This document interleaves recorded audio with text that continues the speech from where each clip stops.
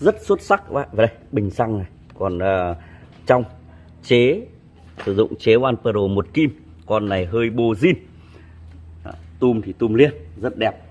U4 dòng 34 ly giá 1.700.000 đồng, nhưng mà cần này, vâng, cần láp zin, tem rất còn đẹp, đầu bò zin nhá.